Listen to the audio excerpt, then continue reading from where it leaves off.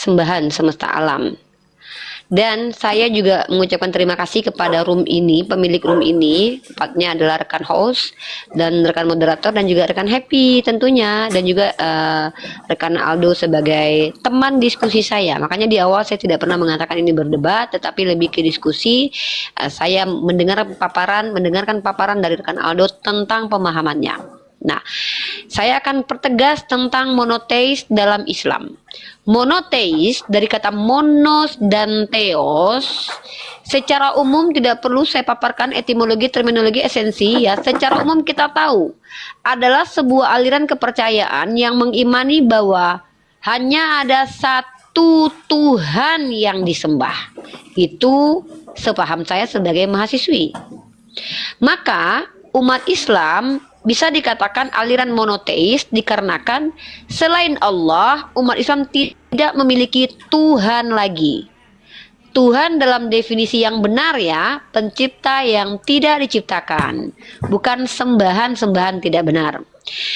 Maka ada dalil la ilaha illallah, artinya adalah tiada ilah selain Allah, menafikan seluruh sembahan-sembahan yang pernah ada, yang adalah makhluk. Dan dasar dalilnya sangatlah kuat di dalam Al-Quran surah Al-Ikhlas ayat pertama, kul huwallahu ahad, narasi berbunyi perintah, katakanlah Allah itu ahad. Ahad bukan konsep tapi sifat, karena Tuhan tak terkonsep.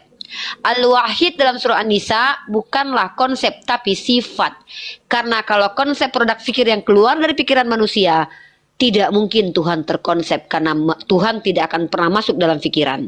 Tetapi Tuhan menceritakan, menjelaskan tentang dirinya dengan menyebutkan sifatnya. Itulah dua ayat yang saya bawakan. Maka mentauhidkan Tuhan yang diajarkan oleh baginda Rasul Muhammad SAW dari hadis yang saya sampaikan, artinya adalah memerintahkan manusia untuk menuhankan atau mengikrarkan atau mempercayai atau mengimani bahwa Tuhan itu ahad, Tuhan itu wahid, dan tidak ada yang lain selain Dia. Ini yang disebut dengan konsep tauhid. Kalau konsep tauhid ada di Al-Quran, maka gagallah Al-Quran sebagai kalam Allah. Kenapa? Karena Al-Quran bukanlah konsep. Al-Quran adalah wahyu, dari kata waha dan ya, artinya etimologinya cepat tersembunyi, terminologinya adalah perkataan kehendak atau informasi dari Tuhan yang diberikan kepada hamba pilihannya. Maka sekali lagi saya tegaskan, monoteis bukanlah bahasa Al-Quran, tapi tauhid adalah bahasa Islam yang merujuk kepada hadis-hadis sahih. Tidak ada kata tauhid sebagai konsep tentang Tuhan dalam Al-Quran, karena sekali lagi saya katakan, Al-Quran bukan konsep tapi wahyu, dan Tuhan takkan terkonsep. Tapi kata tauhid itu ada dalam surah Al-Anbiya, wa ummatukum ummatan wahid. Ini bermakna bahwa umat Islam itu umat yang satu. Ya, tetapi kalau kepada Tuhan, laisa kamitslihi syai'un, Dia tidak bisa kami bagi-bagikan, kami potek-potek, kami potong-potong. Tidak relevan untuk Allah. Karena apa? Allah laisa kamitslihi syai'. Inilah Islam. Walaupun saya dengan Mas Aldo berbeda pendapat, berbeda paham, tapi sebagai warga negara Indonesia, pandangan boleh dibantah asal ada dasarnya. Namun menghargai pandangan Mas Aldo itu menjadi kewajiban bagi saya sebagai warga negara Indonesia yang diperintahkan untuk mentoleransi atau tolerir atau membiarkan pemahaman itu. Itulah yang bisa saya sampaikan pada malam kali ini. Terlepas dan terlebih dan terkurang, saya meminta maaf kepada seluruh orang yang menonton, baik Islam ataupun non-Muslim. Wabillahi taufiq wal hidayah. Assalamualaikum warahmatullahi wabarakatuh. Terima kasih. Waalaikumsalam. Silakan kepada rekan Aldo untuk menyampaikan closing statement. Akan dimulai setelah Anda menyampaikan kata pertama. Oke, terima kasih buat diskusi yang cukup netral ini dan menyenangkan saya pikir ya. Dari rekan Riva, terima kasih host dan saudara moderator. Saya akan sampaikan closing statement dari saya ini beberapa poin. Yang pertama, tidak diketemukan kata Allah, kata tauhid, kata esa, kata tunggal di dalam ajaran Yesua, di dalam kitab-kitab Kristen. Maka tidak ada kesamaan antara monoteis Islam dan ajaran monoteis dalam Kristen.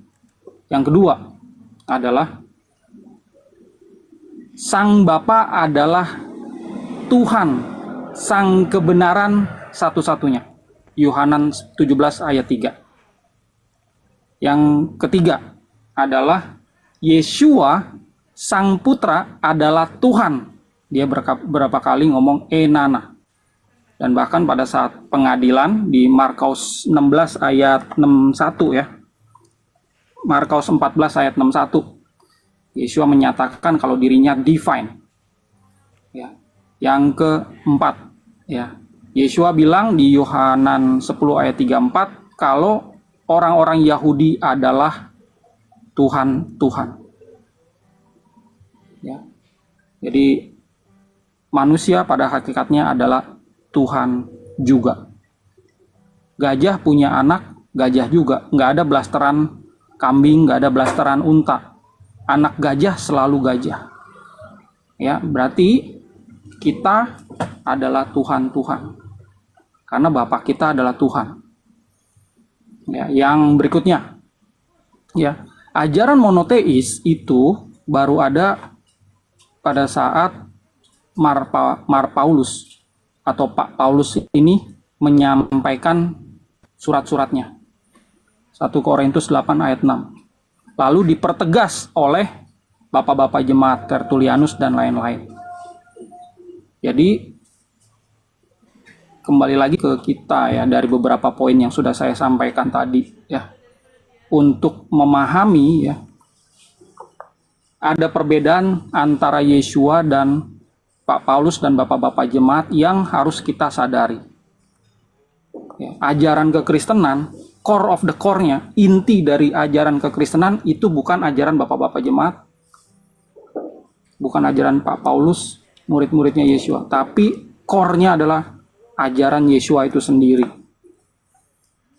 Itulah kenapa kami memisahkan terjemahan 4 kitab Injil sama kitab-kitab yang lain di dalam kitab PB. Karena nggak sebanding. Core of the core-nya tuh selalu yang ini. Ya, Yesua ya, melihat kita itu sehakikat sama dia. Jangan degradasikan kita. Pada saat kita ngelihat ke cermin, kita adalah Tuhan. Hanya bedanya memang level kesadaran kita sama Yesua tentu jauh.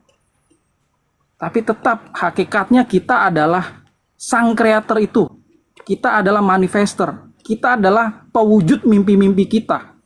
Bapa kita adalah Kreator, kita adalah Kreator. Di dalam dimensi ini, kita semua adalah Tuhan-Tuhan. Kita adalah jagoannya, kita adalah tokoh utama dalam dimensi kita. Dan kuasa atau sultana itu ada di dalam diri kita. Ini kayak khotbah jadinya. Oke, saya pikir itu aja yang saya mau sampaikan. Ya, kurang lebihnya saya juga berterima kasih. Mohon maaf nih kalau misalnya ada kata-kata yang kurang berkenan. Oke, amin. Baik, Shalom. terima kasih. Berikan tepuk tangan dulu buat kedua peserta yang sudah berdebat, sudah berdiskusi dengan demikian luar biasa. Seperti disampaikan oleh